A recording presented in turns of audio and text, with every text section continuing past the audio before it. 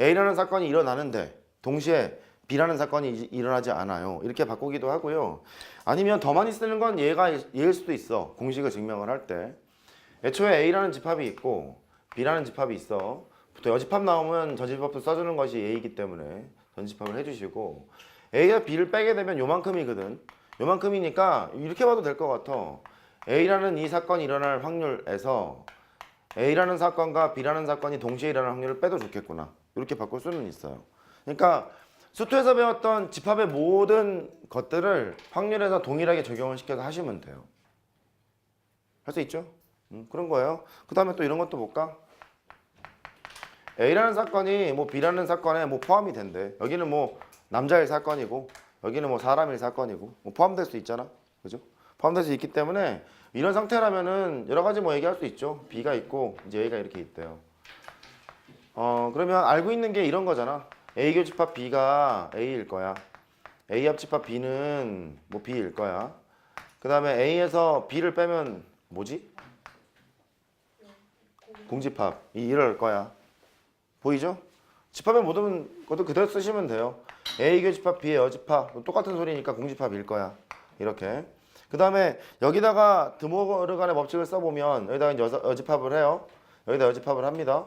그러면 A의 여집합 합집합 B라고 쓰면 공집합의 여집합이니까 전체 집합 뭐 이렇게 볼 수 있는 거예요. 할 수 있죠? 그러니까 이렇게 다양하게 나타내다 보니까 저렇게 집합의 포함 관계가 있다면 그대로 확률을 좌우에 때리면 똑같은 관계를 얻을 수 있어요. 가령 이런 포함 관계를 나타내고 있대. 사건의 포함 관계가 이랬대. 그럼 너만 보더라도 이런 얘기를 할 수 있을 것 같은 거야. A와 B가 동시에 일어날 확률은 그냥 PA라고 나는 하면 되겠구나. 전부 다 마찬가지라는 소리. 됐어요? 맨 마지막 것만 다뤄보면 얘는 P에다가 A 여집합 합집합 B라고 썼지 않니? 그럼 P 전체 집합이 일어날 확률 얘는 1이잖아. 전사건이니까. 됐죠? 그러니까 이런 식으로 다 바꿔줄 수가 있어요. 결론은 확률의 표현은 집합으로 이용할 거야. 그 집합에 대한 지식이 있어야 돼. 정도 기억하면 됩니다. 된 걸로? 그럼 이제 1번을 정의라고 하지 않고 용어라고 합니다. 야이씨 안녕. 용어.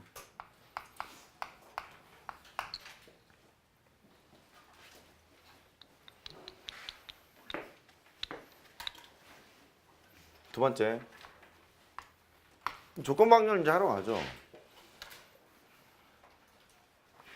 P에 A 이제 이랬어.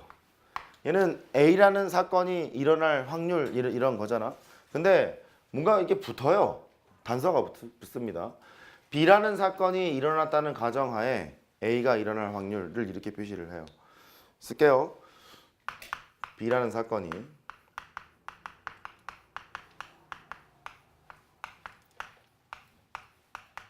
일어났다는 가정을 해요. A가 일어날 확률.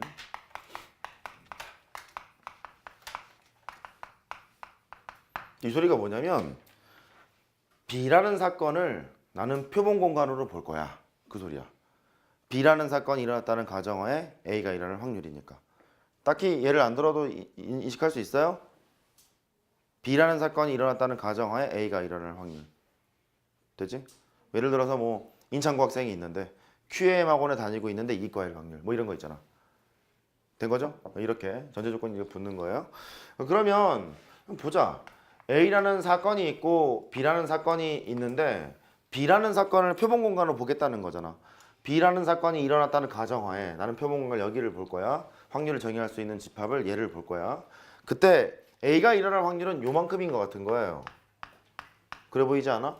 그러면 기하학적인 확률 입장으로 생각을 해보면 네가 표본 공간인데 화살을 쏘려면 여기밖에 못 맞추잖아. 그러니까 결국 이렇게 되는 것 같아.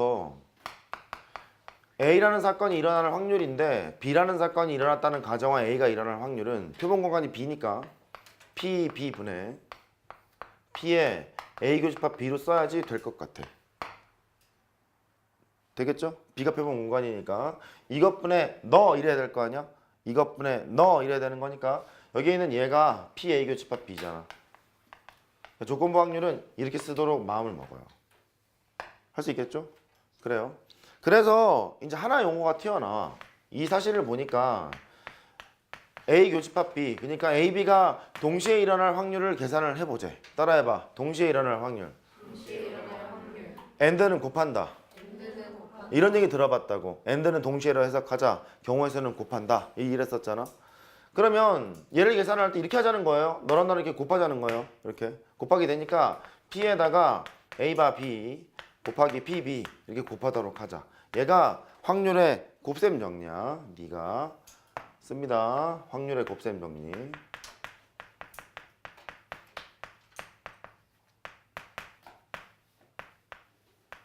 중학교 때는 이렇게 배웠잖아요. 그냥 and는 곱한다니까 PA 곱하기 PB 그렇게 배웠잖아요. 근데 정확히 얘기해보면 얘가 껴들어가야 되는 거야. 확률의 곱셈 정리.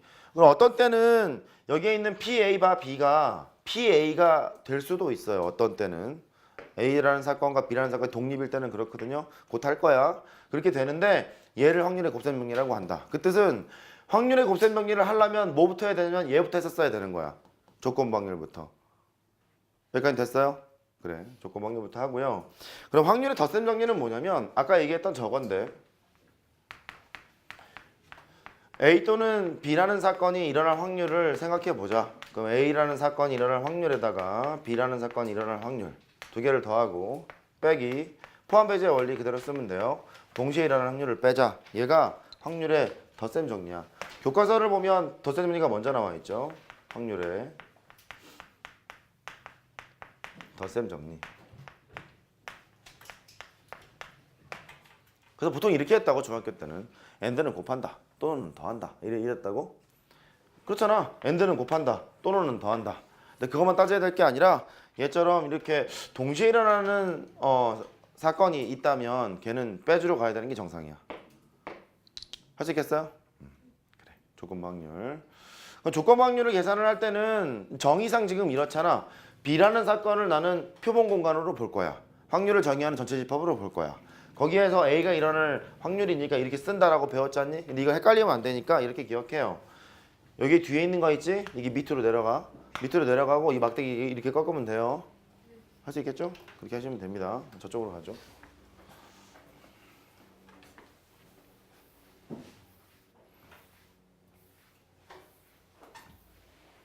수업에 늦지는 마요. 빠지지 말고.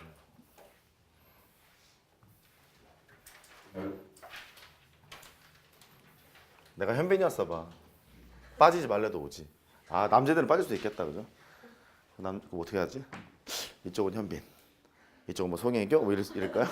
그러면 안 빠질 텐데. 그럼 뭐 죽어라고 오겠죠? 해요. 그럼 저기 했던 예를 몇 개 이제 들어보자. 간단해. 그냥 하는 거야. 얘는 A가 일어날 확률이지? A가 일어날 확률인데 전제 조건을 이제 C라고 이렇게 달아요. 이렇게. 그러면 C라는 사건이 일어났다는 가정하에 A가 일어날 확률. 표본 공간이 뭐라고? C라고. 수능이 안 나와. 근데 대신엔 나와. 그냥 얘가 이렇게 된다고. 용어 설명인 거야. 뒤에 게 내려가기로 했고요. 분자가 P에다가 꺾기로 했죠. A 교집합 C. 이렇게 쓰시면 돼요. 할 수 있죠? 또 이거 읽어봐. 또 읽으라니까 PA 여집합 이러지 마라. A가 일어나지 않을 확률 이런 거잖아요. 근데 또 조건이 붙어요. 이렇게 B라는 사건이 일어났다는 가정하에 A가 일어나지 않을 확률이 뭡니까? 이럴 수 있잖아. 위에서 정의를 내려놨으니 뒤에 있는 것을 분모에 쓰기로 했죠. 그 다음에 분자에 쓰는 것은 이거 꺾기로 했죠. PA A 여집합 교집합 B. 읽기가 되게 힘드네요. 이렇게 돼요. 그러니까 얘를 물론 이렇게 써도 돼. PB분의 P에다가 B 빼기 A로 바꾸셔도 뭐 괜찮아. 의미가 전달이 안 될 뿐인데 써도 괜찮아. 써도 괜찮은데 이렇게 쓰는 게 좀 낫겠죠. PB분의 PB가 이렇게 있고요. 빼기 PA 교집합 B. 이딴 식으로 쓰는 게 좀 낫겠죠. 의미상 그렇잖아요. B라는 사건이 일어날 확률에서 A라는 사건과 B라는 사건이 동시에 일어날 확률을 빼자. 이게 더 의미상으로는 좀 맞잖아. 그래서 이런 식으로 다 변형이 가능합니다. 할 수 있겠어요?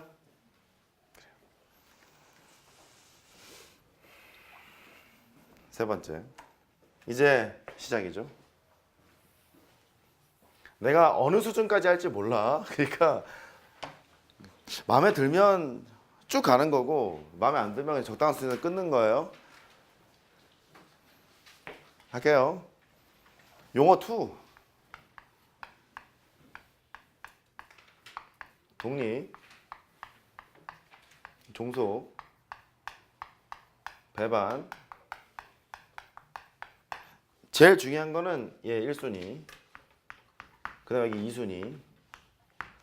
독립이 제일 중요해. 독립. 정의부터 내려야죠. 뭐 독립부터 합시다. 사건 A하고 사건 B가 독립이래요. 물어봐야지. 독립이 무슨 뜻이었지? 대한독립 만세인가? 뭐지 이거? 독립? 밀집합이 없다? 영향을 미치지 않는다? 그게 낫겠다. 사건 A, B가 서로 영향을 미치지 않는 것을 독립이라고 얘기를 해요. 정의야. 나한테 따지면 안 돼요. A, B가 독립이라는 것은 두 사건이 서로 영향을 미치지 않을 때 독립이라고 해요.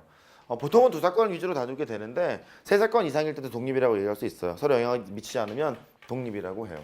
독립이 뭐라고? 서로 영향을 미치지 않을 때. 다시. 독립이 뭐라고? 서로 영향을 미치지 않을 때. 독립이 뭐라고? 서로 영향을 미치지 않을 때. 그래. 이거 예를 들어보면